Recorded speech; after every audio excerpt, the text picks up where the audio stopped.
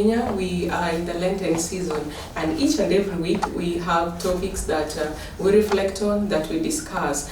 And this week, week 2, we are discussing public debt, taxation, and the struggle of ordinary Kenyans. And to help us understand the moral, the legal, and the social dimension, today we are joined by an expert who is going to introduce himself as we reflect together on this topic or theme for week 2. Welcome. Thank you for having me on this show. My name is Denis Anyoka Muturi. I am a Catholic by faith and practice. I worship at Holy Family Catholic Parish in Utawala. I'm a musician. I'm a singer. I'm a music trainer, but I also practice law in Nairobi in my own house. We have seen Kenyans complaining that the taxes are high, and the ordinary families are struggling. So in your own perspective, how do you understand the taxation in Kenya? How is it? Thank you so much. In Kenya, taxation is governed by the laws. We have a whole section in the Constitution that provides for financial management. It's actually a clause in the Constitution that provides for prudent management of the resources. The Constitution itself provides under Article 10 on the question of governance, on principles of good governance. And therefore, in management of resources, being part of those resources being the taxes the government collects, the principles of good governance apply, because then you are applying these taxes to the benefit of the Kenyans, on behalf of the Kenyans. Then, generally speaking, as a starting point, the Constitution recognizes that all power and authority belongs to the people. It's only being exercised on their behalf through the institutions that exist, and one of those institutions under the Constitution is the executive arm of government. And of course, we have the judiciary and we have the legislature. So the legislature makes the laws, the judiciary interprets the laws, and the executive implements or more of those laws that we pass. So on the question of taxation, we have several other laws that covers taxation. In Kenya, we have quite a bit of laws that govern taxation. We have the value-added tax law, we have the VAT Act, we have the Income Tax Act, we have excess duty, act. We have those are some of the acts. Then we have several other legislations which provides for levies, like the housing levy. Of those kind of provisions that have been provided for. We have the road maintenance levy under the Petroleum Act. We have quite a number of payments that Kenyans do. So when you talk about tax, the levies may not necessarily be taxed themselves because it's supposed to be a contribution of a specific issue. If you look at the housing, and this is a debate many people have had. If you look at, for example, the housing levy that people are now paying, employed, people have pay slips. The question that we've been discussing is whether that's a tax or that is just a contribution. And it's not a tax in itself. But the effect is that this money being taken to a pool by government from people who are employed, whose intention is to probably do a particular project. In this case, they are talking about building affordable houses. We have road maintenance levy, what we call RML. That levy is a levy that is payable by people who own vehicles. They may not know. Anytime you fuel your car, that money is automatically deducted. Part of what government takes from you is that particular kind of money. Anytime you are using a car and you're going to the pump, you pay your VAT on it automatically. A lot of products, all of us, all Kenyans, pay value-added tax. Anytime you buy vatable goods, not all goods are vatable, there are those that are zero-rated, there are those that are non-vatable. Now, the vatable good items and services, once you consume them, at the point of pay, you incur that particular tax. Is that the person who is giving you the service is the one who now charges you that VAT and remits it to the government on your behalf. So Kenyans indeed are paying the taxes. So the one major challenge is that our tax system in Kenya is complex. It's not one of, a system that is clear. We have small levies and tax laws here and there that requires that people, follow. There are so many such that you can't follow and you cannot know all of them. But the whole objective is that this money is retained by government, and the principle is noble, because then your government needs to ensure that they distribute the wealth. There are those who would have resources much more than others. The whole intention is the government takes these resources, puts them together, and puts them to use for the benefit of everybody. The greatest challenge we have as a country in Kenya is that these taxes do not benefit. Most of the time, the people they should benefit. A lot of it is looted. We have had utterances from our national leaders, the former president acknowledging that every year we lose about 2 billion shillings into corruption. And that ties to the last week's discussion on integrity.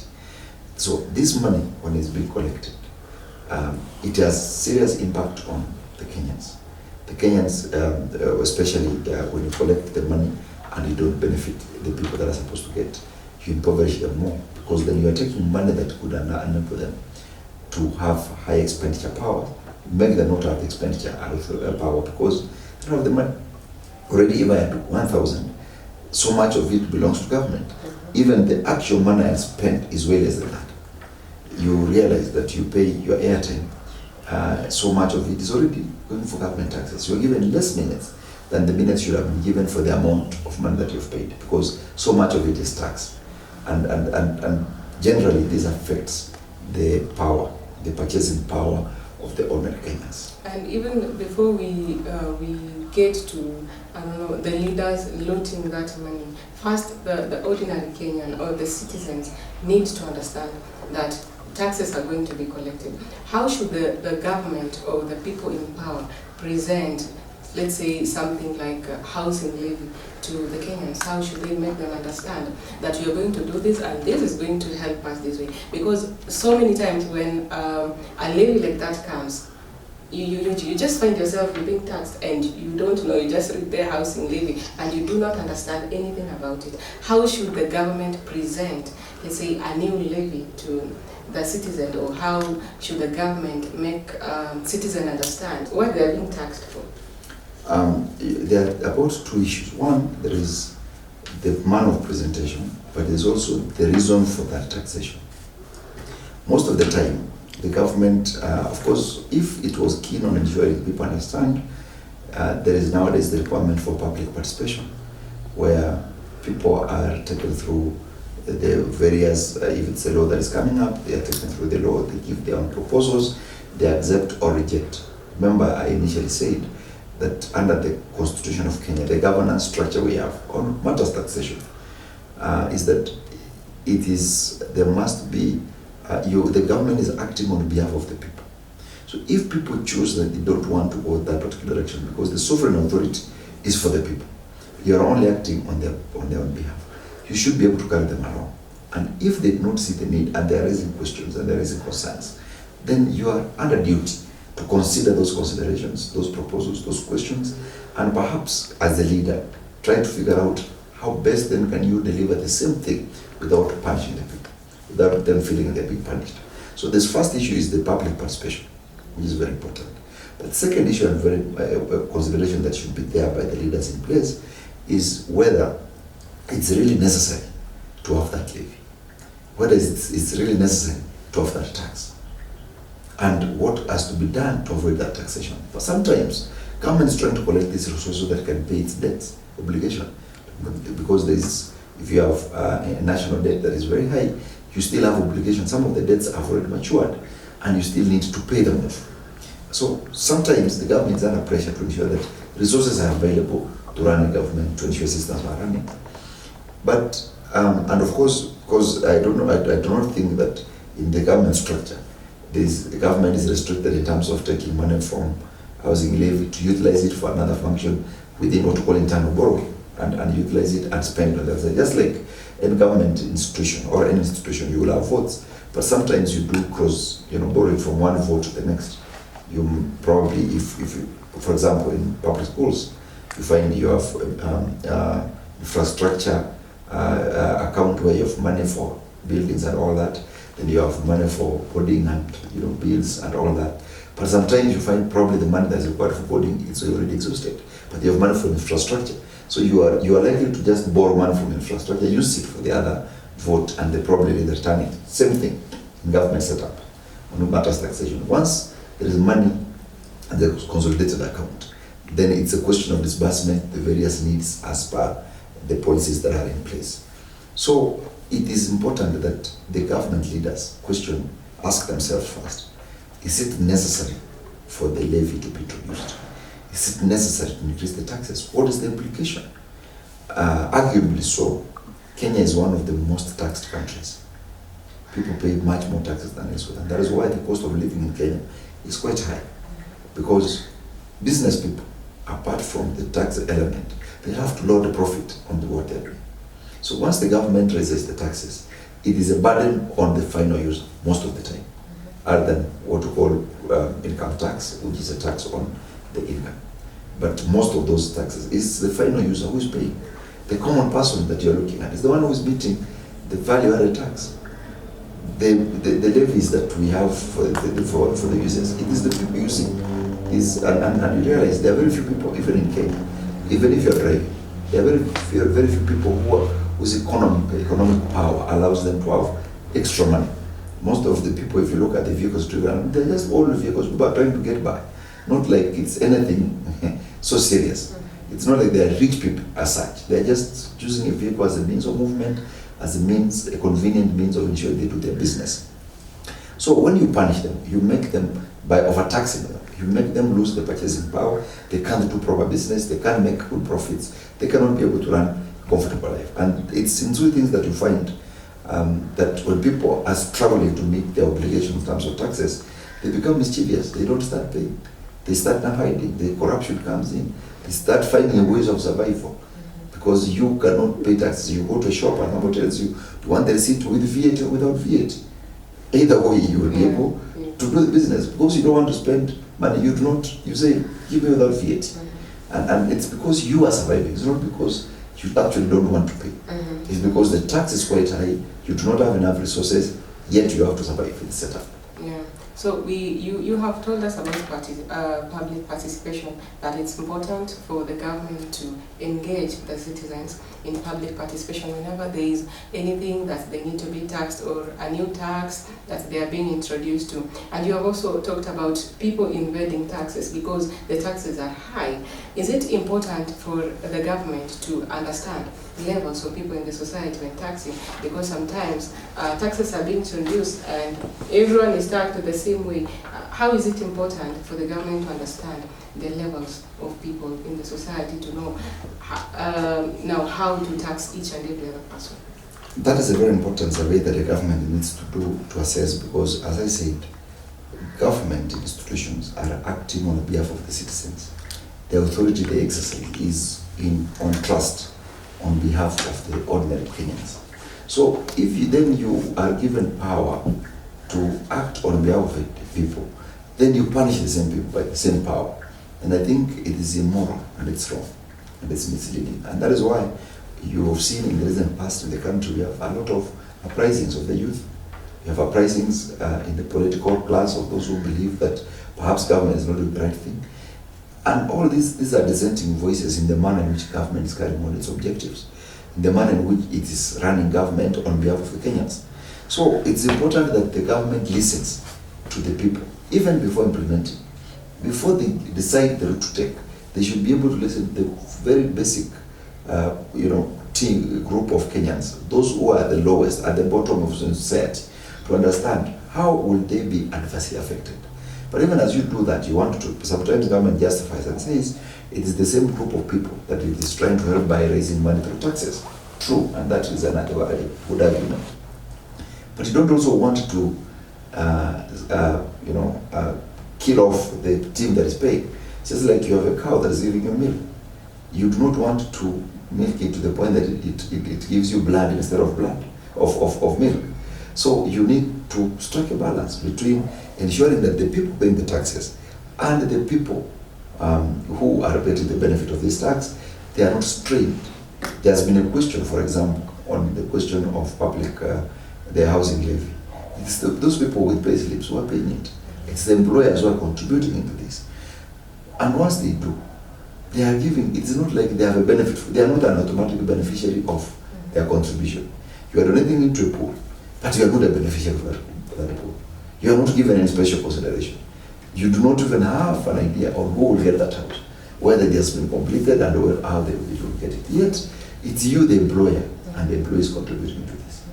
I think it's a question that somebody will ask, is it a necessary levy? Do we have to do it that way? Could it be possible perhaps we change the approach? It's a very good idea and put it like, let's have it like a circle. Your contribution becomes your circle contribution for you to own a home. That could be something. And you are willing to sell it off. You are allowed to sell it to another person who wants to buy it off, even if they don't have capacity to contribute at this point. Yeah, and those people paying the taxes, you have said that there are people who are working and they do not benefit from it. So there are people who are suffering from this economic pressure. Now when you come to church, like the church has chosen to highlight their voices. Why is it important, like for the church to highlight voices, the silent voices of people who are suffering from that economic pressure? I think it's important because these citizens are Christians and the church speaks on behalf of these Christians, of its people. It's important that the church does not keep off from these discussions because when the Bible tells us, I mean, we are maybe created in the image and likeness of God. We are the temple of God. Your body is the temple of God. And you are a human being. You are a citizen, you're paying taxes, but you are a Christian. Your body is the temple of God. If these economic pressures want to destroy you, then we are actually destroying the temple of God. Then we are destroying the very unit that we require in the church for its continuity, you as a Christian. When people get into financial pressures, they get into depressions. They now are unable to run their own lives. They are unable to run families. And remember, in the church, a family is a very key unit of Christianity. Without a family, you do not have Christianity.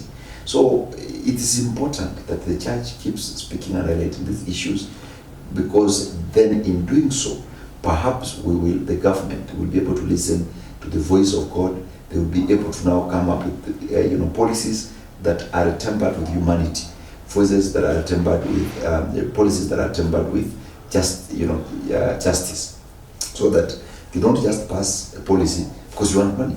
Yes, you want money, but you must look at its impact in terms of the society, in terms of the people who go to church, in terms of those who do not have the capacity to offer, in terms of those who have capacity and you are not moving them out of business and you are destroying their livelihood, you are destroying their families, you are destroying the same church. Mm-hmm. And also, like, what does the effect of, let's say, irresponsible borrowing or even irresponsible taxing has on the children or even the future of the country? Once you irresponsibly borrowing in itself is not a bad thing if only it's utilized for what it's intended and economically so. In Kenya, for instance, most of every other thing that we've done as a country in terms of serious government projects, it's money that is borrowed. These are facilities, including even the Talanta Stadium that is being done right now. It's money that is borrowed. The difference is that in Kenya, is that whereas the other countries can get the same facility at a much lower cost, in Kenya it becomes double, 3 times because of the bureaucracy, the theft that exists, the looting that is there, the interests that exists between, so that it makes the cost of those programs very expensive. So ultimately, that brings the responsible borrowing, responsible, use of resources by the Kenyans. Its impact is that it leaves you are born with the debt because the debt is so much. So much of this debt is not going to mature now. Some of what is being taken as debts now will be debts that will mature in 10, 20, 30 years. By that time, a child being born today will be working, will be expected to service that debt. The debts we are servicing today were not necessarily borrowed during this period. They were borrowed probably by our forefathers. Because government is in succession. If we have had about 4 presidents now, is it 4 or 5 presidents? This is the 5th president that we have. Of these 5 presidents who have led government, each of them have participated in the borrowing scheme and invested. So ultimately, the debts perhaps borrowed kitambo in the wild is what now people are servicing. So you are now going to spend in future, as any child being born, will be required to make contribution in paying those debts in a decision they did not make, in something that may not require that. And that is why it's important for government to listen to the voices of the young people, because then perhaps they'll have an idea, how do they want the country to move? If the country, the young people want us to move to a digital setup, economy, an economy where we're using more of technology than the manual system, then perhaps the government needs to listen and come up with a program and policies that now ensure we mainstream technology into our production system. If the young people are telling you that we think, well, as much as we are an agrarian economy, like we use agriculture as our main backbone in terms of economic support, we don't want to still go to the farms and till with our djembes and hoes. That's not what we want. Could we have a more technologically advanced way of farming? Then government should be able to consider that and see, can then we invest in that direction? Even when we are borrowing to benefit these people in the future. When the current government and the current regime of leaders will not be there, the next regime of leaders are comprising largely now of a youth population. Where will they want to continue continue the same programs, or they want different programs? So your borrowing should be able to have an idea, a support system of the group that will be there in that future, our young people.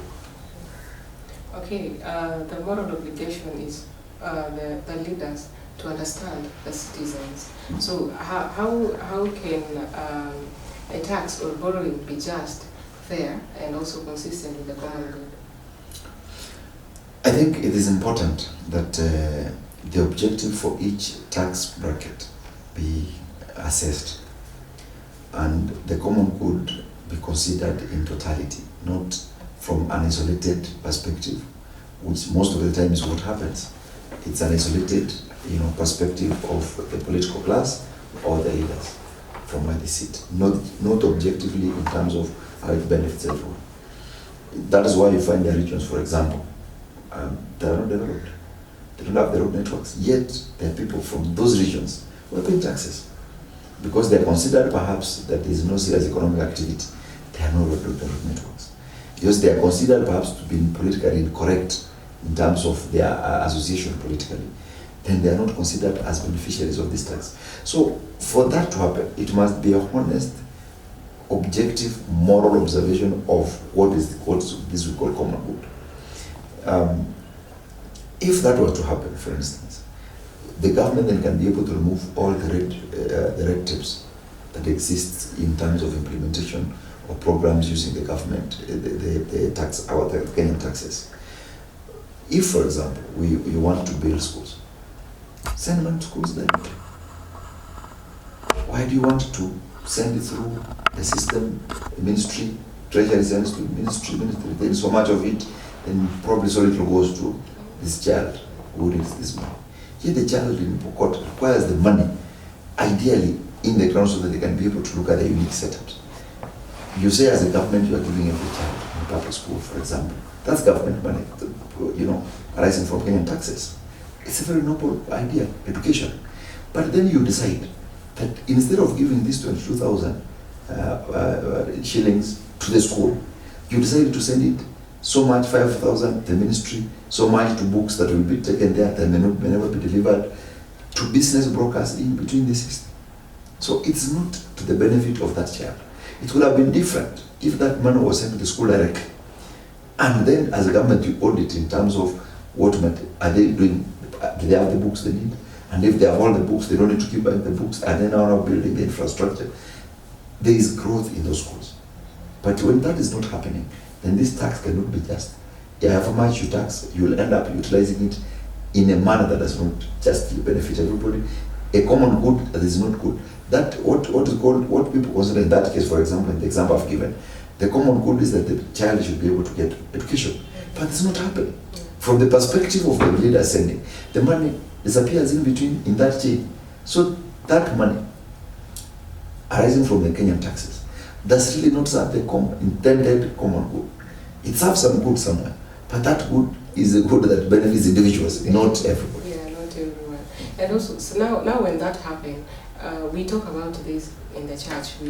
We say that we should raise our voices, we should say no to overtaxation. It's not that we do not understand. We understand that we are paying taxes, and most of the time we are the citizens. We see that we don't have roads. Now, what moral obligation do we have as citizens, as Christians of this country?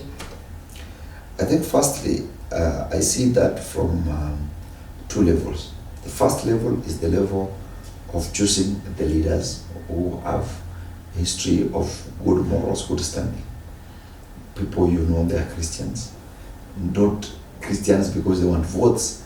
They are Christians because they are practicing Christians. They are truly of good intentions to the people. They, in their actions, they will remember God exists. They will remember that they will be one time judged. But unfortunately, in the past, in most occasions, the church has been used as a platform, even to perpetuate some ideas. Look at the election that happened in 2022, and you can see it happening. The church is a central player in all this. So when a government, for example, is considered to have overburdened Kenyans by taxes, but the church is encouraging because it's receiving through the leaders their fair share of the money, they are also part of the conflict that exists in terms of service delivery, because you're not encouraging. If the church stood up and said, we do not want, and I'm glad that the Catholic Church has taken a stand on some of these matters, that we do not want you to bring us your money to convince us to do something. Christians give their tithe, they give harambes, we do this, but we, as much as I'm a Christian from a parish, I do not have my name in terms of collection announced. Me as Denis Anyoka, I have brought 100,000. It's part of the contribution. The one who gave 100,000, the one who gave 1,000, the one who gave 2,000, I have given without special attention, special recognition. But politicians don't do that. So we encourage the politicians to come to the church, and at the end of the day, then we lose that moral standing to try and correct some of these ills that happen. So the first thing I think is in terms of the church ensuring elections are done, and we have people who are moral right, people whose Christian life can be traced, people we know that their history of being genuine and honest people in the small capacities that they were allowed to serve, as issue number one. But issue number two is that when these people are in office, the church should not be able to entertain leaders who have failed, leaders who are not doing the right thing, to come to the church and use it to cleanse their mistakes, which sometimes happens through these fundraisings. You find that there is so much ill that is happening, the church is not speaking about it, we are not questioning it. We are allowing, the politicians to come and give you the tokens, and from there we clap to them. They can give you at the individual level. I know in some areas where the politicians will come and even say that they are buying lunch for everybody, and because it's lunch for everybody, people are happy. They forget to question the real issues that affect everybody. Remember, when you're in church, I've been able to walk to church and be given my 200 shillings, my 100 shillings, my 500 shillings. But we have several other people who did come to that church who should have benefited by the decisions of these leaders in the manner in the taxes are spent, in the manner in which there is transparency and genuine, utilization of the resources. But because I have been silenced and I have received the money, either as a priest, either as a church leader, pastors for the other churches, then you don't have a platform for anybody else to ask. Because those are for the Christians, the institutions, for the churches, and especially the Catholic Church. We can only voice a church position through our leaders, through the system that we have in the church. Sure. When we receive money from politicians, sometimes we want to do something. We want to build maybe a school, and they bring the money. The politicians bring the money to build schools, to build hospitals, and sometimes even the government decides to build homes, like the homes they are building for people. But sometimes there are people who are being pushed to poverty because of maybe a development that the government is doing. So why should the development not push people to poverty, or how can the government prevent development from pushing other people to poverty, ensuring that there are people who are not being left outside? It's just a question of fairness. It's a question of fairness, and as you earlier asked, the question of what is public good. You need to elevate the population and push as many people away from the poverty line, so that we are moving way up beyond the poverty line. And if you look at Kenya, there are so many people who live below the poverty line. A lot of Kenyans live below $1 per day. They can't afford a decent meal. And as a government, you have resources, and you're not putting up mechanisms to ensure that you activate the potential of this section of Kenyans, the ability to earn and be able to live a decent life. But you are more than willing to come and build a church somewhere, and yet the basic issues are not being done. It's a question of morality. We have leaders from those regions. They're not pushing for serious economic activities that can spur development and allow people to go to school, to go and develop themselves.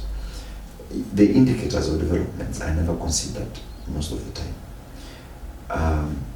It's just unfortunate that it happens that way, and sometimes it's sad that even these politicians will bring that money to church and will receive the money and will build a church compound, will build a church, will do other things. But that money, you're not asking yourself, the president is giving you 20 million. His salary is 1.2, almost 1.8 million. But he's giving you 20, 30, 40 million every other day. He's donating to other places. Where is he getting the money? It's not his salary. It's clear it's not his salary. And if it's his businesses that he's doing, which are these businesses that before you were not there, before he was president, now that he's president? Which business is this anyone that is doing that is giving you profits of that magnitude that you can be able to pay? These are questions that we should be able to ask. When we are not asking those questions, but as a church we gladly receive the money, then it can only be said that we are conspirators to the poverty of the Kenyans when they are suffering. Because what we are receiving, we are not questioning where is the money coming from. I come here, I'm a practicing advocate. I decided to give you so much money that you're asking, which are these cases you are doing that is paying you this kind of money? It should be a moral question that the church can be able to ask. And perhaps in asking and raising these voices, then we can be able to address the question of government attempting to do things to please a section of people for their political expedience at the cost of the very poor Kenyans. So now how should the economic growth be pursued in a way that it reflects compassion and human dignity? It is a question of ensuring that you are allowing everybody to live a decent life. It's a question of ensuring that whatever programs you are doing, you do not do it at the exclusion of the human consideration, the human person. Considering that, I want to set up a factory here, but there will be people around here and they'll be affected by by the factory that I'm setting it up. Or you want to do a particular program, but you must look at it as to how it will affect the people around that place, or generally the future. It must be a holistic observation of the development programs that are being conducted for the benefit of Kenyans. The first thing, and as you rightly put it, we might have to keep going back to it, is ask yourself whether this is in the common interest. Is it a common good? Is it something that can benefit everyone? And number two, ask yourself whether in doing so, will it hurt people now or in the future? Is it going to erode our moral standing as a society? Because we need to have a society. Morality is a fabric that holds us together. You don't pass laws without regard to the moral standing of the people now and in the future. And so as we conclude, like during this period of Lent, how are Christians called to reflect on this or to respond to this issue of economic injustice? I think one of the major things that we can do as Christians is to pray for God to guide our leaders so that they can temper their decisions with the human touch. They can remember that there's a living God, and as they do whatever they're doing, they must always seek divine wisdom in the decisions that can benefit everyone. And secondly, as we pray, we must actively participate in the decision-making process through elections, through vetting the people who wish to be elected.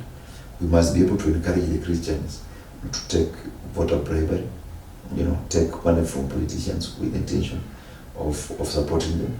We must change the very bad culture that we have built in a country, where if a politician comes to a church, you expect that they give you money. Not just for the church, but also at the individual level. People expect tokens. If we change that attitude as a Christian, as a body of Christians, then we will have done our part in moving out the vice of getting leaders who are not, having the sense of human touch when they're making policies.